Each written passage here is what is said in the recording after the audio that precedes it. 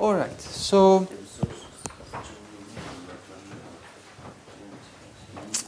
all right. What did I say? Okay. So we have this important theorem over there, right? And we define a stationary distribution as any non-negative solution of the system of equations. And we saw one reason why one would want to call a solution whenever it exists of a non-negative solution of the system of equation as a stationary distribution, right?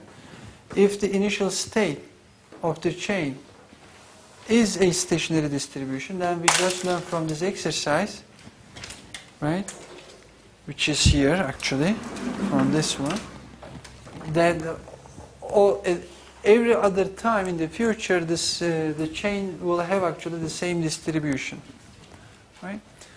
So it is the distribution of the chain is in a sense independent of time. Okay? There are also other interpretations and uses of stationary probability distribution. Just to be complete, we can just revisit again and remind ourselves that in the regular case, stationary distribution coincides with limiting probability distribution, right? So we can use stationary distributions to calculate or do the calculations related with the limiting that require the limiting probability distribution, right? So, right? So interpretations of stationary distribution whenever it exists, right? This is my distributions. The first one, right? Now the stationary distribution, right? Okay, maybe just I look at one of them, right? It is okay for a regular Markov chain. So we better make sure that it is unique, right? So that we can tie it with the limiting probability distribution anyway. So it is the unique limiting probability distribution.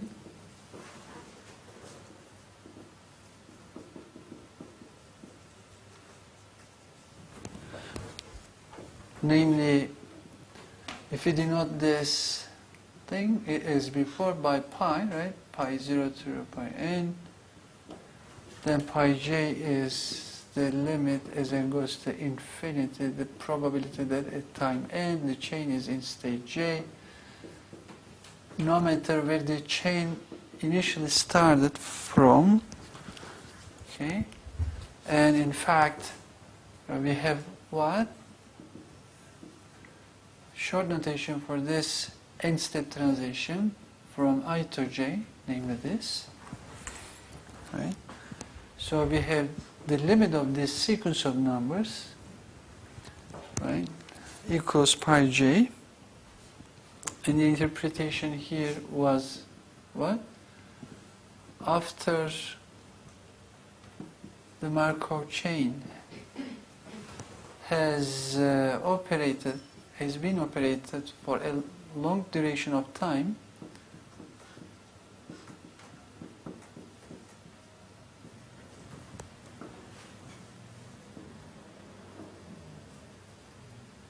right? Then the probability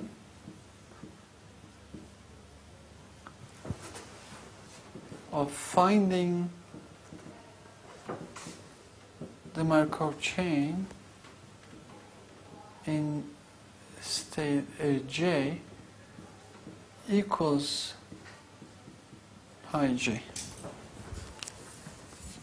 Okay, that's one interpretation. And then we will justify in a moment that this relation, whenever we have this limit equal, well, whenever this limit exists, then, okay,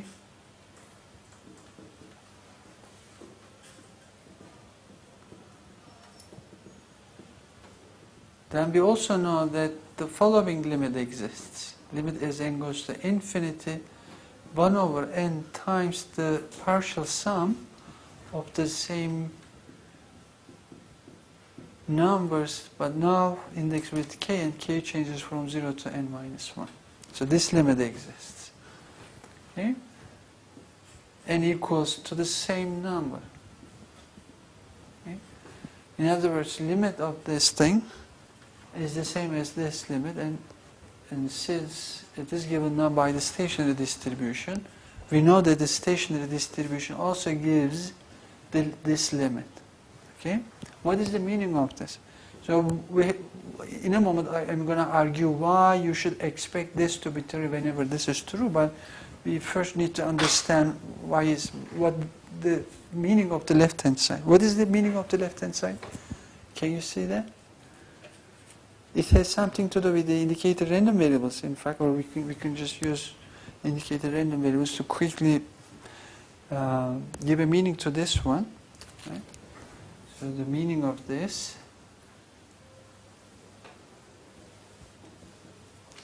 right? What is that?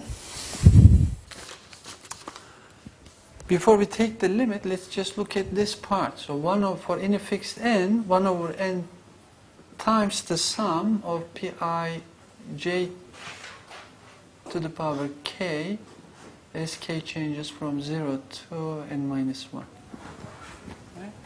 And what is this? That's a probability, right? So let's write it first.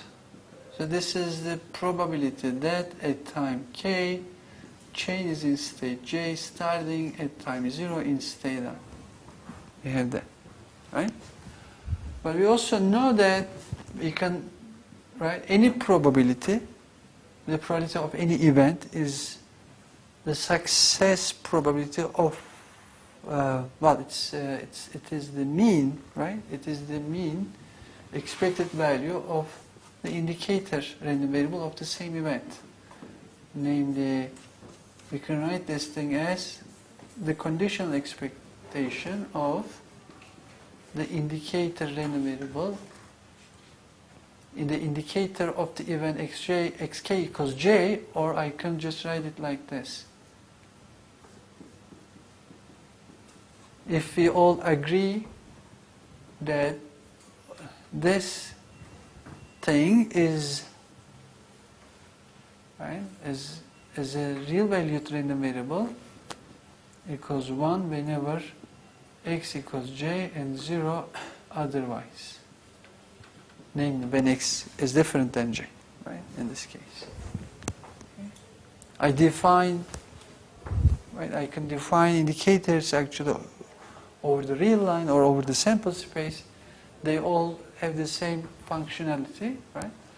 So in this case, this is a composition of one function with a random variable xk. So this is going to be 1 whenever xk, right? xk equals j. That's all what I mean. Right? Now I define what? Bernoulli random variable. It is either 1 or 0. It is 1 whenever xk equals j. And therefore its expected value is going to be what? It's again a Bernoulli random variable. Its expected value is the success probability, which means in this case success happens whenever xk equals j. That's when this composition becomes 1. 1 means success, 0 means failure, right? So we have that, right? And then we can even take this expectation outside, because the sum of expected values is the same as expected value of the sum of random variables, and the usual trick. And this is just a constant, I can even take that inside. So this is the expected value of some average, right? 1 over n times k as k changes from 0 to n minus 1. I am summing up what? These indicator random variables. What is changing here? J is fixed, K is changing. I am, right, before you divide by 1 over n, summing up all these zeros or ones, what am I really doing here? What is this? What does this sum stand for? You count number of times you are in J. Exactly. So this is in fact the time you spent in state J. Right? If you think yourself like a butterfly, right? Just poking up all these flowers around, right? J is one of them. And by the time the summer school is over, that's how much time you spend in that flower, on that flower. That's something like this. From 0 to n minus 1. Time spent by this Markov chain in state J. When then you divide by n, then that gives what? So this is time spent in state J in n periods, and then you divide by n. So this is just the average time you spend in state J per unit time. Right? You normalize basically everything. So the entire thing, so let's just put everything together. So this is average time spent in state J per time unit. Or maybe it is clear if you just say the fraction of time. Fraction of unit time. Whatever the unit that you use to measure the time, right? Fraction of unit time you spend. Or the chain, the Markov chain. Markov chain spends in state J. Right? So, but then this is, we know the expect means expected, right? So this one, then this quantity, right? So you divide by n what? The sum of one-step transition, k-step transition properties corresponding to entries I and j as k changes from 0 to n minus 1. That actually has a very concrete physical meaning. This is nothing but expected average time spent in state J per time unit starting right, at time 0 in state I. Okay? If you are running a system indefinitely long, this might be a quantity that you will be interested in. For example, J may be a very undesirable state, like being sick, right? So the average time you spend per unit time, it is like actually you are just counting number of days.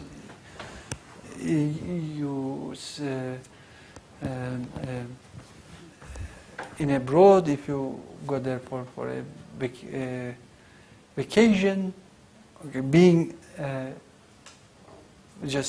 well, if you are sick, you have to just stay in your hotel room. It is undesirable. It is like actually then you wonder actually how much on average you spend your time in such an undesirable state.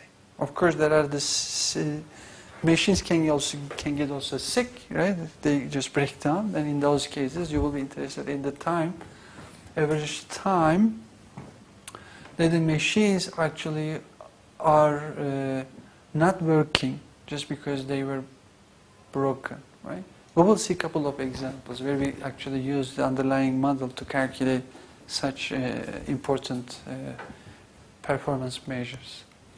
Okay, so in any problem, whenever you want to calculate, right, expected average time spent in a given state per time unit, then you know that you have to calculate this. But for finite n, you don't know which n you will want to calculate. Maybe you don't, when n just runs indefinitely long in the first place, right? And then maybe the most reasonable performance measure would be just the long run average So if you are interested in the limit of this thing, then that means you are interested in the limit of this thing. And then the statement below becomes what? Long run.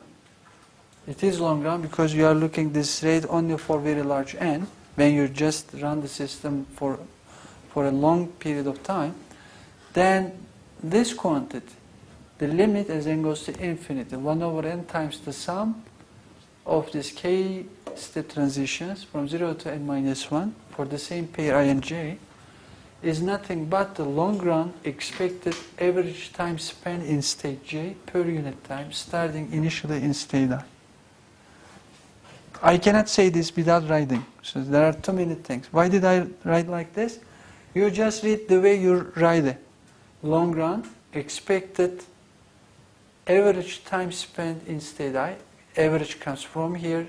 Total time is here. You divide. Therefore, it is an average time spent in state I per unit time. Right?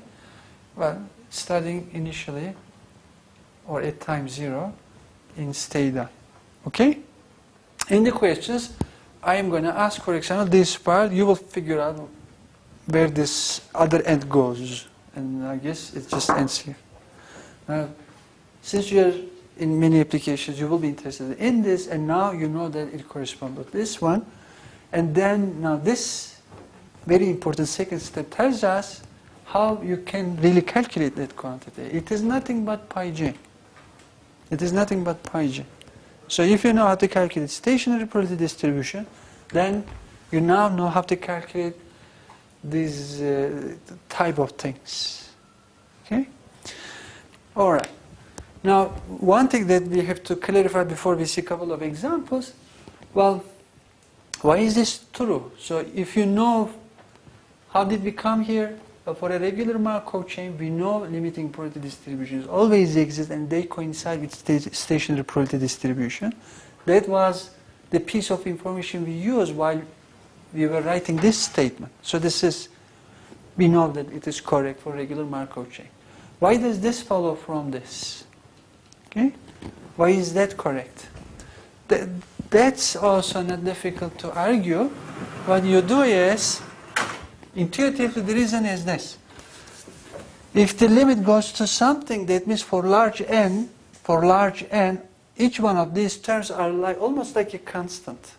Limit means what? It just fluctuates and then stabilizes, stays there after a while. And it is going to be around this.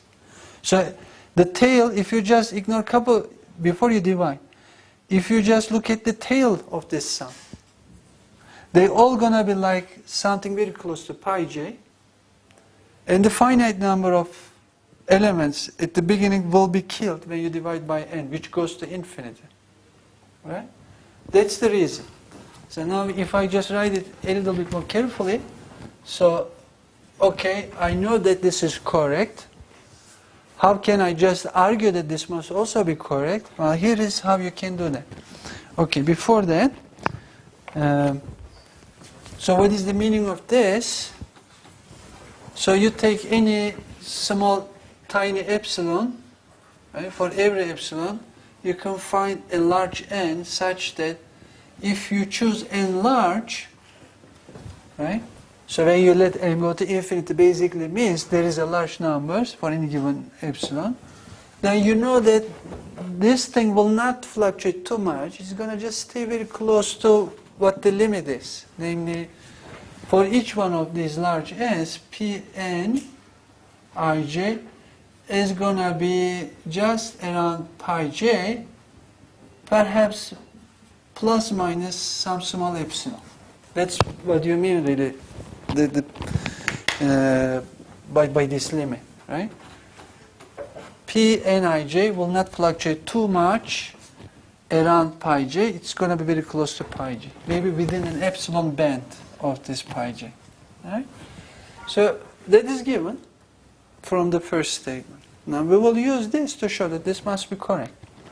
And the way you do that, before you take any limits, you take a closer look to this sum, which is indexed by k, I guess, from 0 to n minus 1 of these quantities, right? For different k's, right? Well, here n changes, right? Here also, instead of k, n, we use n, right? We use k, right?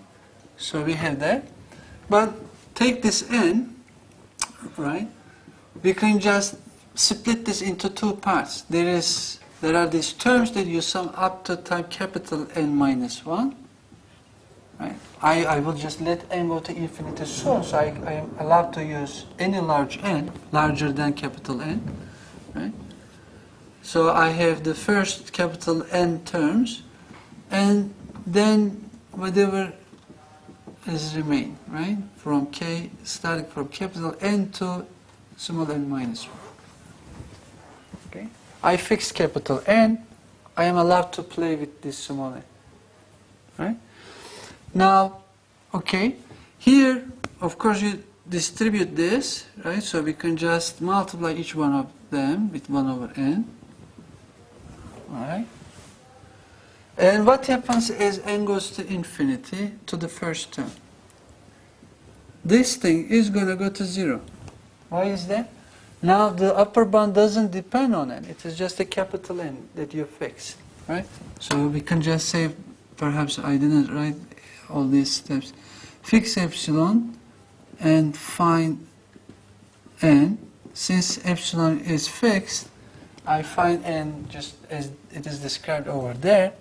It is not fixed, it doesn't depend on anything else, right, except epsilon.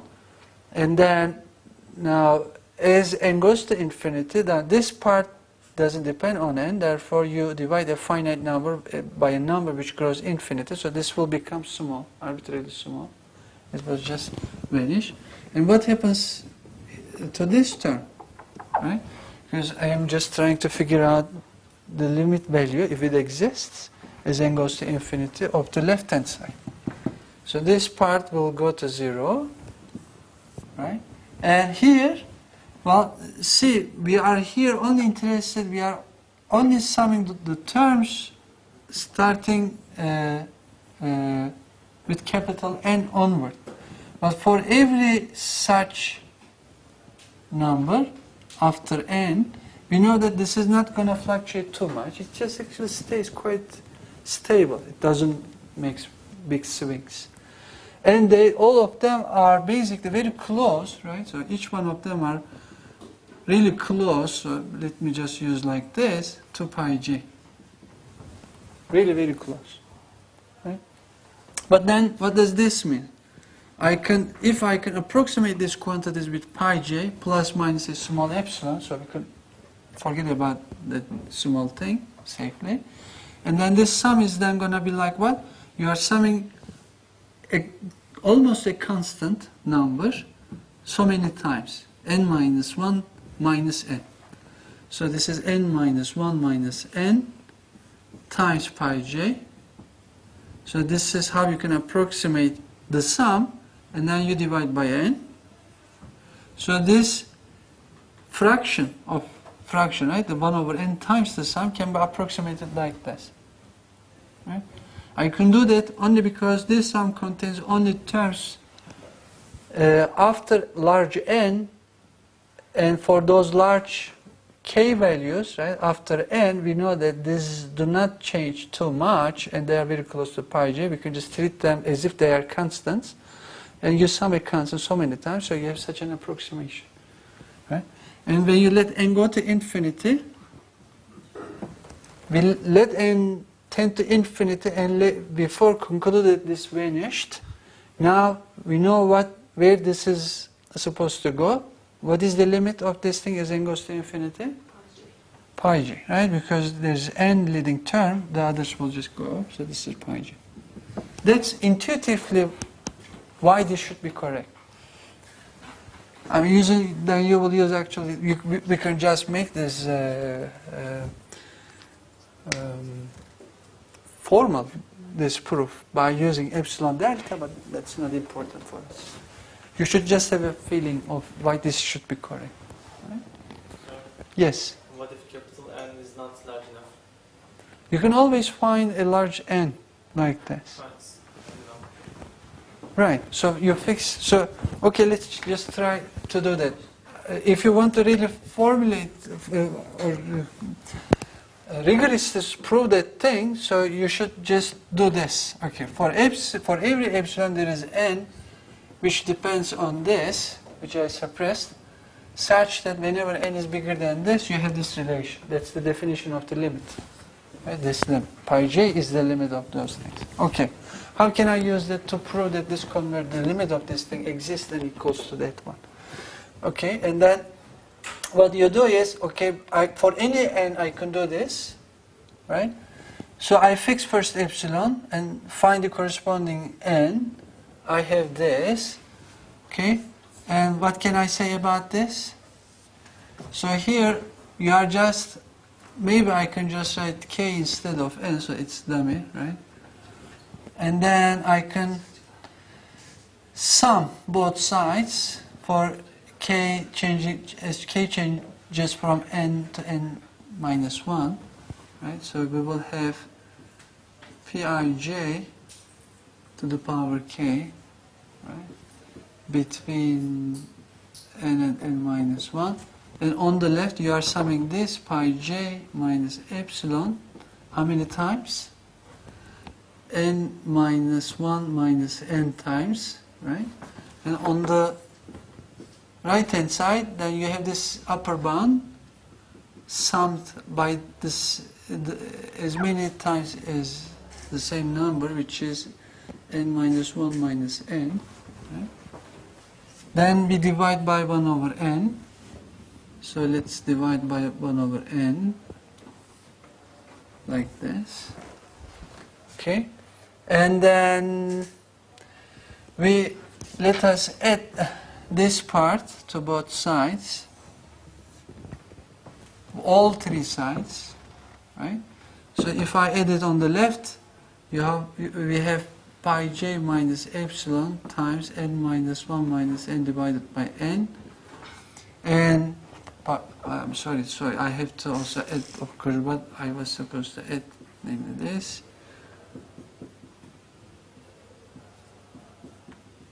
So that is the left-hand side after I add this piece.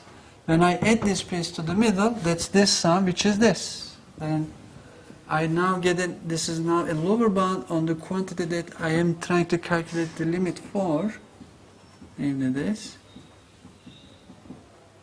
And upper bound is going to be pi j plus epsilon times n minus 1 minus capital N divided by n plus this ugly term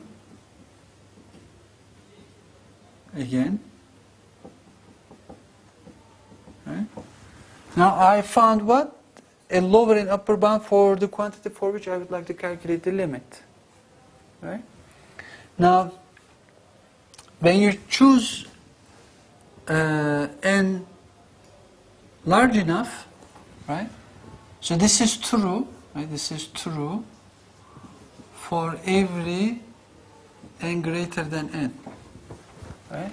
So for every n greater than n, it is true because I use this, right? Now I use k because I was having like this, right?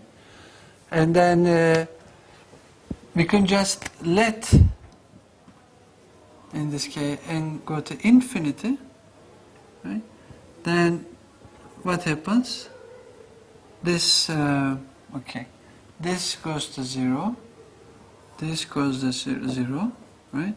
This goes to pi j minus epsilon, basically. On the left-hand side goes basically to this one, and then I will have the limit.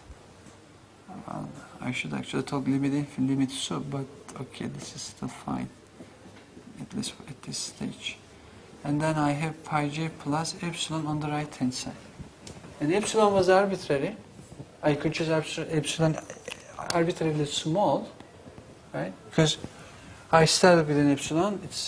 I can just at this stage just let the epsilon go to 0 as well. Then you will have pi j on the left and pi j on the right hand side for the same limit. That just shows that actually the limit equals pi j. That's how you can show it, right? How you can show it. how you can connect all the loose ends to give a complete proof. Okay, it's more importantly, okay, so if this is true, now you also have at least an intuitive explanation why this should be true. And more importantly, right, we know what the left-hand side means. It is long-run expected average time spent in state J per unit time. Right? And in fact, we also noticed that this really doesn't depend on the initial state either, which is not surprising. Right? We have this. Okay. All right. And in cost calculations, you may come across variations of this. For example, okay, let me just mention this important variation.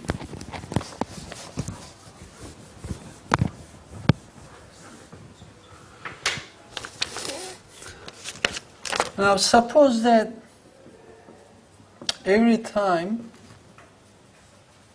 Markov chain visits state J, we incur a cost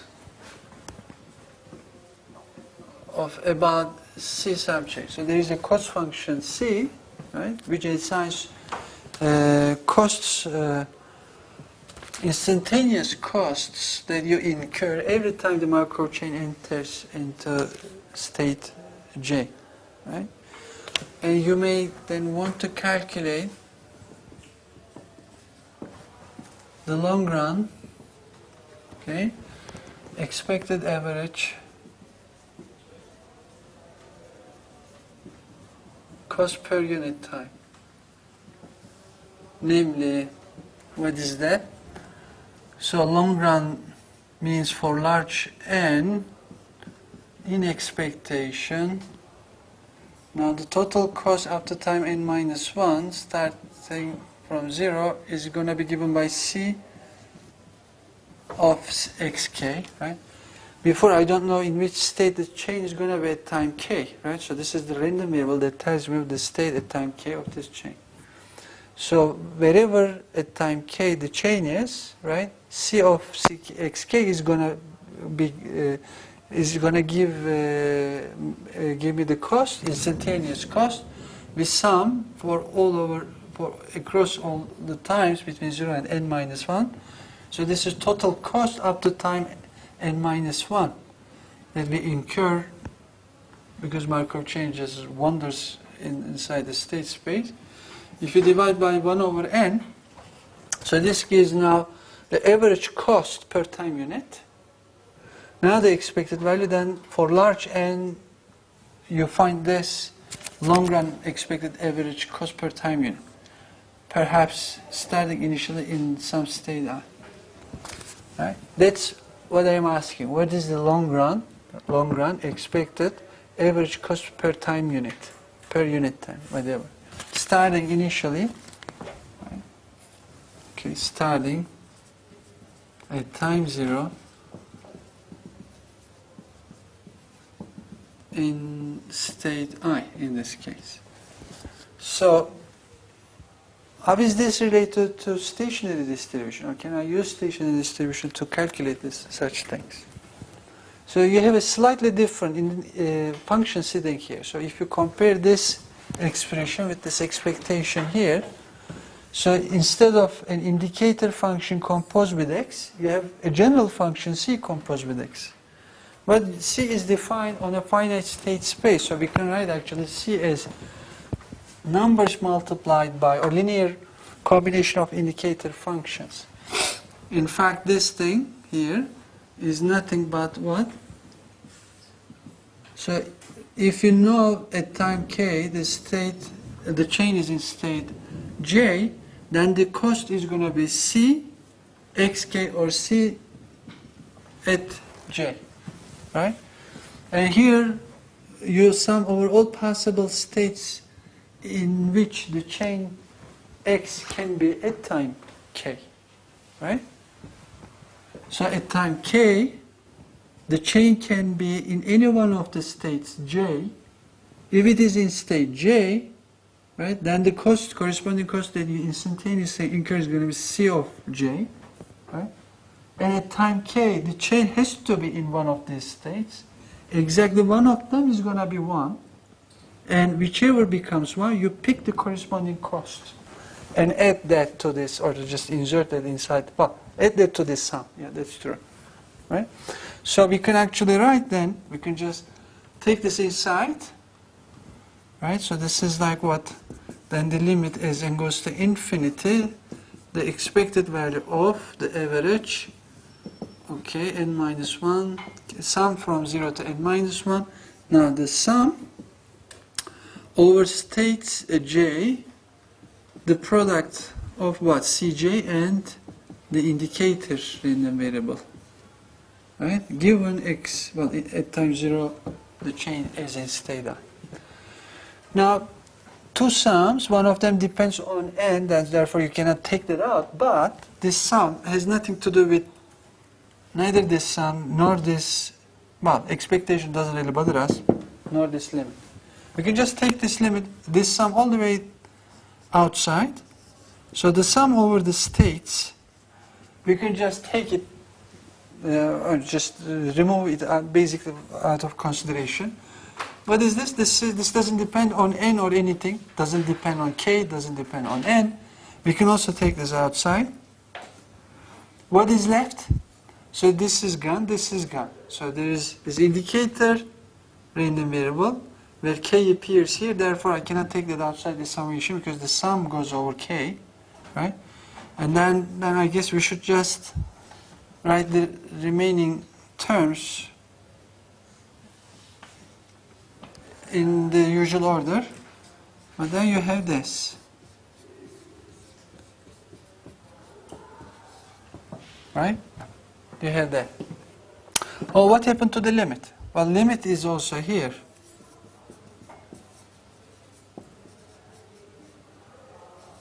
Okay? All right. So what do I know about this limit? This is nothing but long-run expected average time spent by chain X in state J per unit time. Right? Even though it is too long, you remember, because it hasn't passed too much time since we discussed it, it equals pi j. So in fact, this part equals pi j. So the cost that I was interested in equals, let me, okay. Maybe the order is still fine. It's given by this. And it's a simple, nice formula. And we now know that we can figure out these long-run average costs if we know stationary distributions, right?